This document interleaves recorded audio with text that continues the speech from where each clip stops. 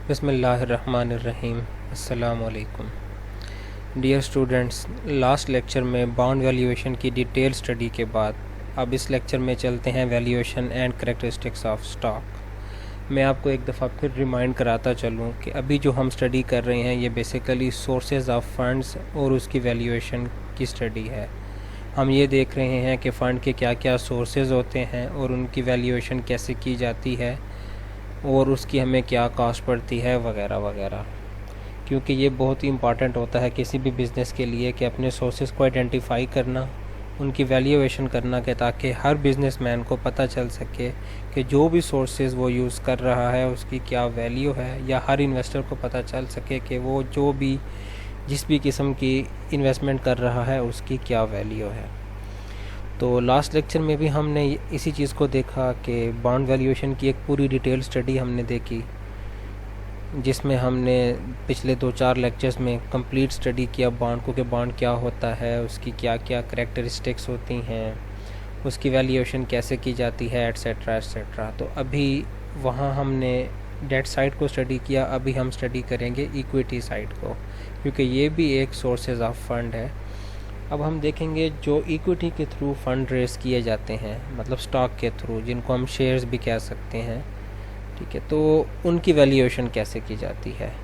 मतलब सबसे पहले तो हम ये देखेंगे कि स्टॉक किस किस टाइप के होते हैं, स्टॉक बेसिकली होता क्या है। सबसे पहले तो हमने स्टार्ट यहाँ से करना है कि स्टॉक होता क्या है, ठीक है। फिर उसके बाद इसकी क्या टाइप्स होती हैं, इसकी क्या क्या खसूसियात हैं, फिर किस किस टाइप की क्या क्या खसूसियात हैं, फिर उसके बाद देखेंगे कि इसकी वैल्यूएशन कैसे की जाती है।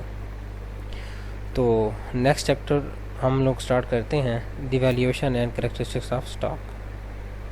What is stock. जैसा कि मैंने अभी आपको बताया कि सबसे पहले हम ये डिस्कस करेंगे कि स्टॉक होता क्या है। स्टॉक भी बेसिकली जस्ट लाइक बॉन्ड एक सिक्योरिटी है, एक पीस ऑफ पेपर है, एक टाइप की इन्वेस्टमेंट होती है इन्वेस्टर के लिए, ठीक है। लेकिन इसमें और बॉन्ड में क्या फ़र्क होता है। बॉन्ड बेसिकली एक ऐसी सिक्योरिटी होती है जो कि आप इन्वेस्टमेंट तो करते हो उसके थ्रू, लेकिन आप कंपनी के ओनर नहीं बनते। Stock basically in the form of share होता है। जब आप इसमें इन्वेस्टमेंट करते हो तो आप कंपनी के ओनर कंसिडर किए जाते हो। ए stock also known as equity is a security that represents the fraction of ownership of a corporation। जैसा कि मैंने अभी आपको बताया कि स्टॉक एक ऐसी सिक्योरिटी है जो कि रिप्रेजेंट करती है एक मखसूस मिकदार ओनरशिप की, कि आपने अगर इतनी इन्वेस्टमेंट की तो आप इतने हिस्से के ओनर हैं कंपनी के। मतलब अगर मैं इसको आपको आसान अल्फाज में समझाऊँ तो किसी भी कंपनी की जो ओवरऑल वैल्यू होती है, जो ओवरऑल वर्थ होती है, उस कंपनी की ओवरऑल वैल्यू के बराबर, या उसकी ओवरऑल वैल्यू के नहीं, बेशक उसकी आधी वैल्यू के बराबर, जब हम कुछ सिक्योरिटीज़ बना के इशू करते हैं मार्केट में फ़ंड रेजिंग के लिए, कि जब हमें कोई उधार नहीं दे रहा होता या हम उधार की तरफ नहीं जाना चाह रहे होते, तो हम बेसिकली जो कंपनी होती है, लेट्स सपोज अगर एक कंपनी है उसकी 10 मिलियन वर्थ है, तो 10 मिलियन के शेयर्स बना के 1000 रुपीज़ पर शेयर के हिसाब से जब 1000 शेयर इशू करेंगे, 1000 रुपीज़ पर शेयर के हिसाब से जब 1000 शेयर इशू करेंगे, तो इसका मतलब हम 10 मिलियन में से 1 मिलियन की जो वर्थ है कंपनी की, उसके हम शेयर्स बेच रहे हैं। इसका मतलब 1 मिलियन की कंपनी हम इन्वेस्टर्स को बेच रहे हैं इनडायरेक्टली, कि जब भी कोई बंदा या कोई भी लोग, बेशक वो एक बंदा हो, 2 हों, 10 हों, जो लोग भी वो शेयर ख़रीदेंगे, इसका मतलब हमारी कंपनी में वो सारे लोग मिला के 1 मिलियन के ओनर हैं। मतलब इस कंपनी के अंदर लेट्स सपोज जितने भी एसेट हैं, उसके अंदर जो 1 मिलियन के जो एसेट्स हैं, उनके ओनर्स वो लोग हैं जिन्होंने शेयर लिए हुए हैं। इसी तरीके से ना सिर्फ 1 मिलियन, आप 100% कंपनी की वर्थ के हिसाब से भी आप शेयर्स फ्लोट कर सकते हैं मार्केट में, ठीक है। मतलब 100% 10 मिलियन की अगर वर्थ है तो 10 मिलियन के शेयर भी फ्लोट कर सकते हैं मार्केट में फ़ंड रेजिंग के लिए। This entitles the owner of the stock to a proportion of the corporation's asset and profit equal to how much stock they own. ये जो स्टॉक होता है, जो शेयर्स होते हैं, ये बेसिकली जो ओनर होता है स्टॉक का, जो होल्डर होता है, जिसके पास करंटली ये स्टॉक होता है, जिसने परचेज़ किया होता है, वो उसको एक मखसूस प्रोपोर्शन का, कंपनीज़ के एसेट और प्रॉफिट के मखसूस प्रोपोर्शन का मालिक बनाता है। ये स्टॉक बेसिकली, अगर लेट सपोज़ वही 10 मिलियन वर्थ वाली कंपनी के मैंने अगर 1 लाख रुपए के शेयर ख़रीदे हुए हैं, तो इसका मतलब 1 लाख रुपए तक की मालियत के जो एसेट हैं उसमें उसका मालिक मैं हूँ।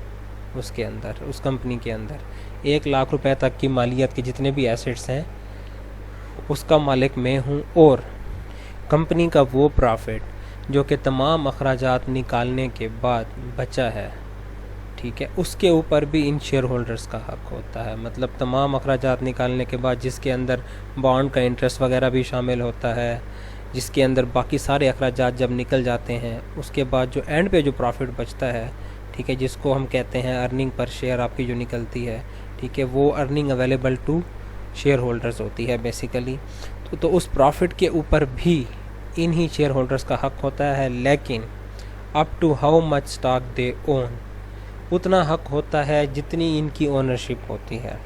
मतलब लेट सपोज अगर किसी कंपनी के 25% शेयर मैंने ख़रीदे हुए हैं, तो उसके एसेट्स के ऊपर, उसके प्रॉफिट के ऊपर 25% शेयर्स की मालियत तक का हक मेरा होगा। मतलब जितनी मेरी उसके अंदर मालियत है, जितने पोर्शन का मैं ओनर हूँ, उतना मेरा राइट है उसके अंदर। तो बेसिकली स्टॉक में और बॉन्ड में यही फ़र्क होता है। स्टॉक और बॉन्ड बेसिकली ये दोनों इंस्ट्रूमेंट फ़ंड रेजिंग के लिए यूज़ किए जाते हैं, लेकिन बॉन्ड प्योरली एक लोन होता है, एक लाइबिलिटी होती है, वो एक उधार होता है, ठीक है, जिसके ऊपर आपने एक फ़िक्स्ड अमाउंट ऑफ इंटरेस्ट देना ही देना होता है हर हाल में। जैसे कि आप किसी बैंक से लोन ले लें या किसी से भी कोई बिज़नेस उधार लेता है, तो उसको उसके ऊपर इंटरेस्ट देना पड़ता है।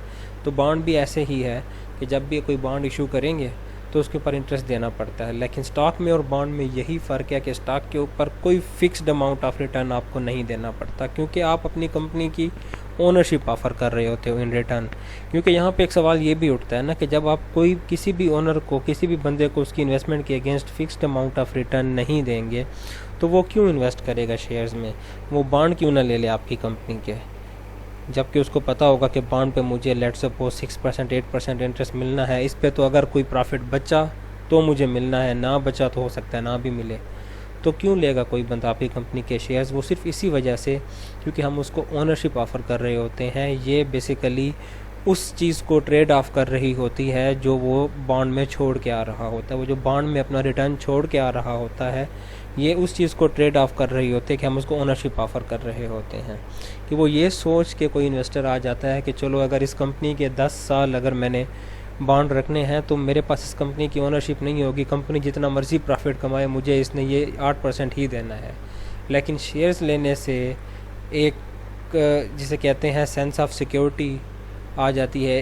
एक इन्वेस्टर को अगर कंपनी की वर्थ अच्छी है, उसकी क्रेडिट रेटिंग अच्छी है, ठीक है, कंपनी बहुत बड़ी कंपनी है, ठीक है, और काफ़ी ऐसे से प्रॉफिटेबल आ रही है, तो ये एक किस्म का सेंस ऑफ सिक्योरिटी होता है और एक प्रॉफिटेबल इन्वेस्टमेंट होती है एज़ कम्पेयर टू बॉन्ड किसी भी इन्वेस्टर के लिए। क्योंकि अगर कंपनी अच्छा परफॉर्म कर रही है तो फ्यूचर में हो सकता है उस कंपनी का जो प्रॉफिट है वो डबल ग्रो करे, ठीक है। तो प्रॉफिट जितना बढ़ेगा तो शेयर होल्डर्स के लिए उतना ही ज़्यादा फ़ायदा होगा, उनको डिविडेंड ज़्यादा मिलेगा, ठीक है। ना सिर्फ डिविडेंड ज़्यादा मिलेगा बल्कि जो उन्होंने शेयर ओन किए होंगे, जो शेयर उन्होंने अपने पास होल्ड किए होंगे, उनकी वर्थ भी बढ़ रही होगी, उनकी वैल्यू बढ़ रही होगी मार्केट में। तो मतलब उनको डबल फ़ायदा होगा, डिविडेंड भी मिलेगा और कैपिटल गेन भी। कैपिटल गेन बेसिकली इस चीज़ को कहते हैं कि जब भी आपने कोई शेयर ख़रीदा, लेट्स सपोज 100 रुपये का शेयर ख़रीदा और आज वो शेयर मार्केट में 150 का बिक रहा है, फेस वैल्यू उसकी वही 100 रुपये है, लेकिन वो मार्केट में 150 का बिक रहा है, तो जो ऊपर का 50 रुपया है ये बेसिकली आपका कैपिटल गेन होता है। तो शेयर्स लेने में बेसिकली यही फ़ायदा होता है किसी भी इन्वेस्टर को कि उसको डबल यहाँ पे रिटर्न नज़र आ रहा होता है, इन टर्म्स ऑफ डिविडेंड भी और in terms of capital gain भी। तो स्टॉक तो जो बेसिकली इसको स्टॉक हम इसलिए कहते हैं, जो शेयर्स होते हैं वो बेसिकली एक स्टॉक फॉर्म में इशू किए जाते हैं, एक इंडिविजुअल शेयर इशू नहीं किया जाता। इनके बेसिकली एक बंडल्स या लॉट बनाई जाती है 100 शेयर्स की एक लॉट होती है, या 100 शेयर का एक स्टॉक होता है, या 1000 शेयर का एक स्टॉक होता है, 500 शेयर का एक स्टॉक होता है। बेसिकली ये स्टॉक फॉर्म में इशू किए जाते हैं, इसलिए हम इनको स्टॉक कहते हैं। तो जो स्टॉक की एक यूनिट होती है उसको हम शेयर कहते हैं या शेयर्स कहते हैं। बेसिकली ये 500, अब स्टॉक की मतलब कोई भी वो हो सकती है, उसकी लिमिट हो सकती है, वो कंपनी पे डिपेंड करता है कि अगर शेयर बहुत ही थोड़ी मालियत के इशू कर रहे हैं, मतलब 100 रुपये का शेयर इशू कर रहे हैं, तो हो सकता है वो 100 रुपये के 100 शेयर का एक स्टॉक बना के इशू करें, या फिर 500 रुपये के 500 रुपये के 50 शेयर का या 100 शेयर का एक स्टॉक इशू करें फंड रेजिंग के लिए। ये बेसिकली एक स्टॉक की फॉर्म में इशू किए जाते हैं, इसलिए इनको हम स्टॉक कहते हैं, और ये ओनरशिप को रिप्रेजेंट करते हैं। टाइप्स ऑफ स्टॉक्स, आम तौर पे दो ही मेन टाइप्स होती हैं इसकी स्टॉक्स की, जो कि इशू किए जाते हैं ओनरशिप को जो रिप्रेजेंट करते हैं। फंड रेजिंग के लिए जो दो किस्म के स्टॉक इशू किए जाते हैं, उनमें से एक को हम कहते हैं कॉमन स्टॉक, एक को हम कहते हैं प्रेफर्ड स्टॉक। जो कॉमन स्टॉक होते हैं बेसिकली इनको हम कहते हैं रियल ओनर्स, जो असल में वाकई में ओनर्स होते हैं किसी कंपनी के, उनको हम कॉमन स्टॉक कहते हैं, क्योंकि इनकी कुछ खसूसियात होती हैं इस किस्म के स्टॉक की।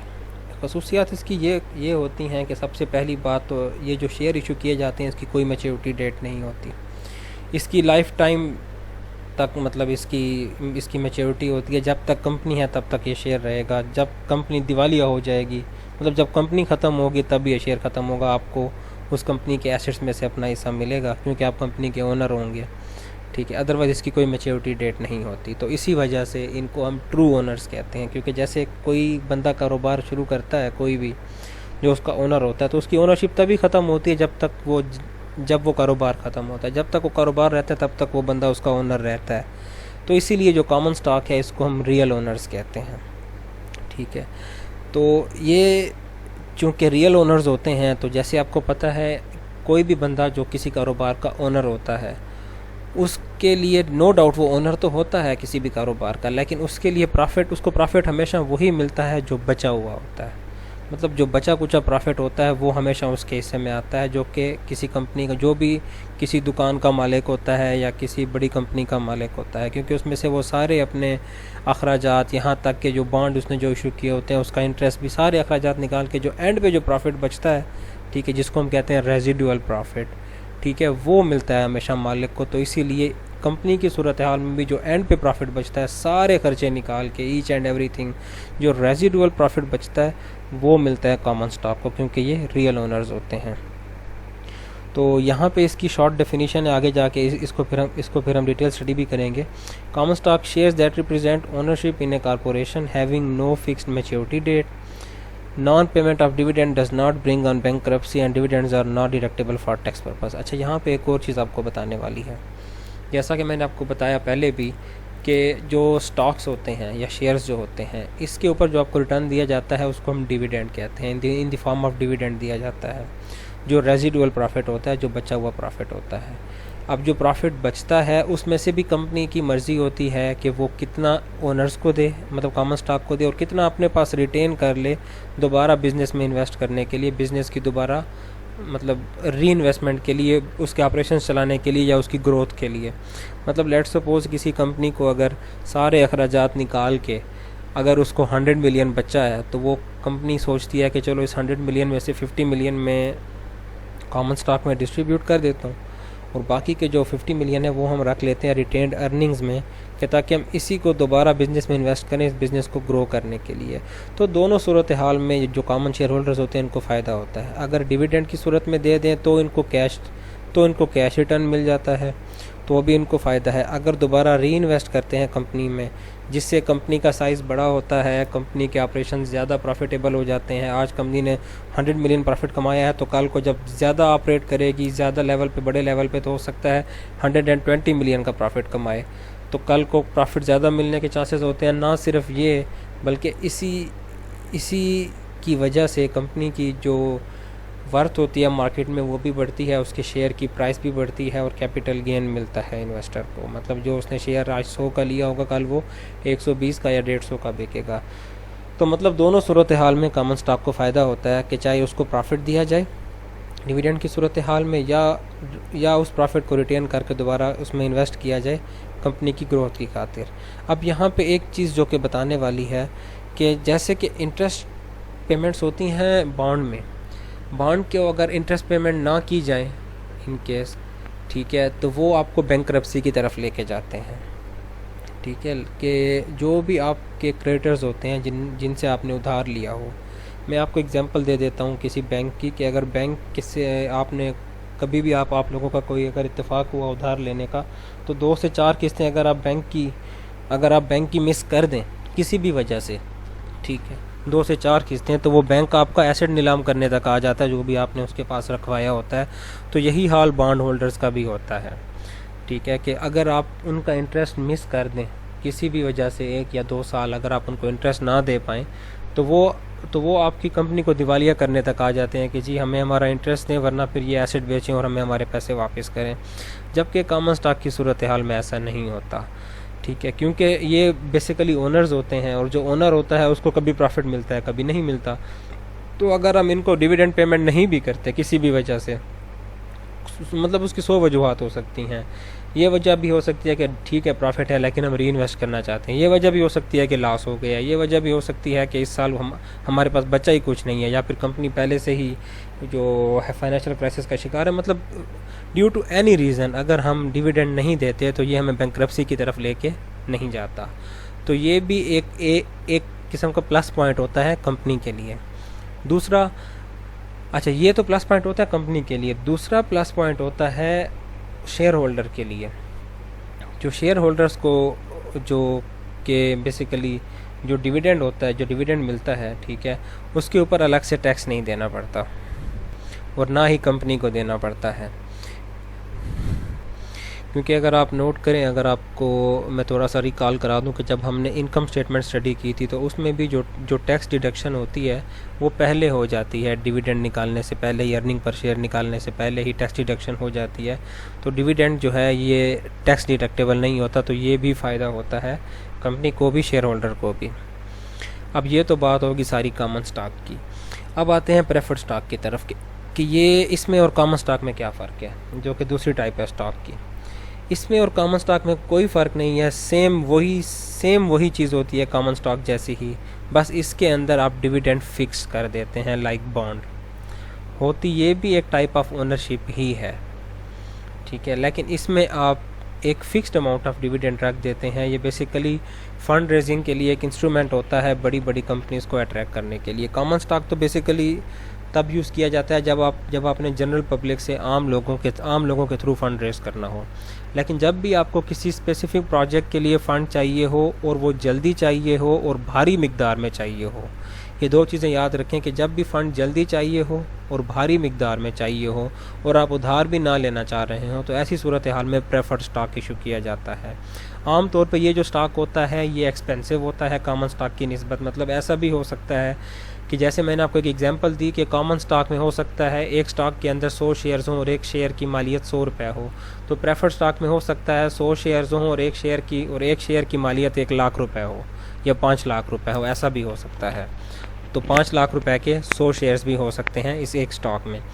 ये बेसिकली स्टॉक इशू किया जाता है बड़ी बड़ी कंपनीज़ को, बड़े बड़े इन्वेस्टमेंट इंस्टीट्यूशंस जो होते हैं, बड़े बड़े इन्वेस्टर जो होते हैं आपके, क्योंकि ये जो कंपनीज़ होती हैं ना, ये भी एक दूसरे की फर्म में इन्वेस्टमेंट करती रहती हैं प्रॉफिट कमाने की गर्ज से।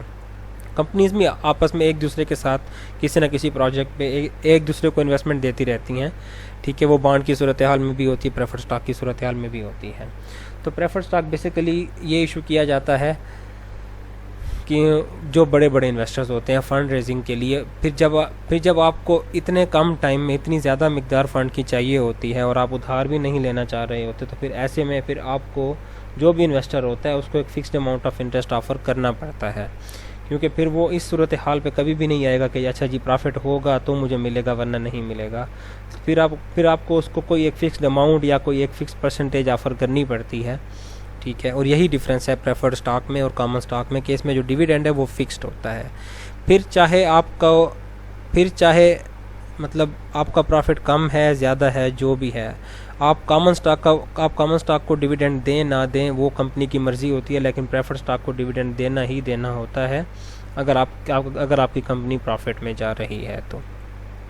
और इसके साथ साथ एक और फ़ायदा जो कि प्रेफर्ड स्टॉक वालों को होता है, जिनके पास प्रेफर्ड स्टॉक होता है, उनको एक फ़ायदा ये भी होता है कि मतलब जैसे कि बॉन्ड में कि अगर आपको किसी साल लॉस भी हो गया है, आप इंटरेस्ट पेमेंट नहीं कर पाए बॉन्ड की, तो अगले साल आपको डबल करनी पड़ती है, पिछले साल की भी साथ करनी पड़ती है। और ऐसा ही हाल प्रेफर्ड स्टॉक के साथ भी है कि अगर किसी वजह से आप प्रेफर्ड स्टॉक का डिविडेंड पे नहीं कर पाए तो नेक्स्ट ईयर आप इनको डबल पे करेंगे, पिछले साल का भी पे करेंगे, अगले साल का भी पे करेंगे। जबकि कॉमन स्टॉक की सूरत हाल में ऐसा नहीं होता। कॉमन स्टॉक को अगर आपने एक आधी दफ़ा या 2 दफ़ा अगर आपने डिविडेंड नहीं दिया और नेक्स्ट ईयर दे दिया है, तो वो लोग ये क्लेम नहीं कर सकते कि हमें पिछले साल का भी दें। पिछले साल का नहीं दिया तो वो ख़त्म हो चुका है, वो फंड लैप्स हो चुका है। तो जब कि प्रेफर्ड स्टॉक की सूरत हाल में ऐसा नहीं होता, तो इसीलिए जो प्रेफर्ड स्टॉक होता है इसको सेफ़र कंसिडर किया जाता है बनिस्बत कॉमन स्टॉक के, कि ये ज़्यादा सेफ़ किस्म की इन्वेस्टमेंट होती है। लेकिन जो प्रेफर्ड स्टॉक होता है, ऑल दो कहा यही जाता है इसमें भी कि इसकी कोई मैच्योरिटी डेट नहीं होती, लेकिन हमेशा प्रेफर्ड स्टॉक जब भी कंपनी इशू करती है वो यही सोच के इशू करती है कि ये कंपनी ने दोबारा बाय बैक करना है। क्योंकि प्रेफर्ड स्टॉक कभी भी कोई भी कंपनी लाइफ टाइम नहीं चला सकती, क्योंकि ज़रूरी नहीं होता, बिज़नेस में अप्स एंड डाउन्स आते रहते हैं। ज़रूरी नहीं होता कि हर टाइम आपका बिज़नेस प्रॉफिटेबल ही चल रहा हो। तो कोई भी कंपनी ये अफोर्ड नहीं कर सकती कि एक फ़िक्स्ड अमाउंट ऑफ इंटरेस्ट या एक फ़िक्स्ड अमाउंट ऑफ डिविडेंड, ठीक है, वो लाइफ टाइम तक किसी इन्वेस्टर को देते रहें। हमेशा प्रेफर्ड स्टॉक हो या बॉन्ड्स हो, ये जब भी इशू किए जाते हैं, बॉन्ड की तो खैर मैच्योरिटी डेट उसके ऊपर मेंशन होती है, प्रेफर्ड स्टॉक के ऊपर मेंशन नहीं होती। ऑल्दो कुछ प्रेफर्ड स्टॉक के ऊपर ये प्रोविज़न पहले से दी भी जाती है कि जी आप 5 साल बाद 10 साल बाद दोबारा कंपनी को बेच भी सकते हैं।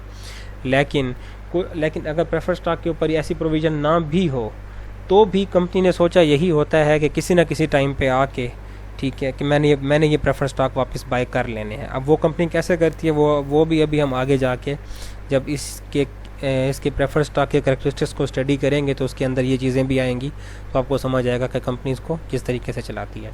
तो यहाँ बेसिकली जो मेन 2 चीज़ें आप लोगों को बतानी थी वो ये थी, जो 2 टाइप्स हैं इसकी स्टॉक्स की, कॉमन स्टॉक और प्रेफर्ड स्टॉक। ये बेसिकली दोनों एक किस्म का ओनरशिप का पार्ट होता है। ये ओनरशिप को रिप्रेजेंट करते हैं और दोनों फंड रेजिंग इंस्ट्रूमेंट, और दोनों के अंदर फ़र्क सिर्फ़ और सिर्फ फ़िक्स्ड अमाउंट ऑफ डिविडेंड का है कि कॉमन स्टॉक के अंदर डिविडेंड की अमाउंट फ़िक्स नहीं होती और प्रेफर्ड स्टॉक के अंदर डिविडेंड की अमाउंट फ़िक्स्ड होती है। तो अब एक एक करके इन दोनों को हम स्टडी करेंगे इन डिटेल, फिर उसके बाद इनकी मुख्तलिफ़ किस्म की खसूसियात को स्टडी करेंगे, फिर ये स्टडी करेंगे कि इनकी वैल्यूएशन कैसे की जाती है।